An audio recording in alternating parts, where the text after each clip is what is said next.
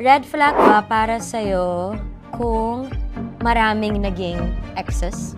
No naman. No. Okay. So you wouldn't mind dating someone na Maraming exes. Nakaryente ka? Nakuryente ako. Wala kang reaction! May problema yata Oo, itong machine. sinungaling talaga to. Dati Actually, pa. yung machine. No, kasi parang, of course, yung learnings from previous relationships makes you who you are. It doesn't matter kung maraming exes as long as you are whole as a person. But what if yung isang tao na yon nagkamali sa past? Basically, hindi ko rin naman malalaman yung sa mga previous relationships. Ay, ayaw mong tanungin? Pwede naman tanungin. It doesn't matter naman. Pero pag inulit ng inulit, yung mga hindi magandang nagawa sa relationship, feeling ko that will not work for me. Okay.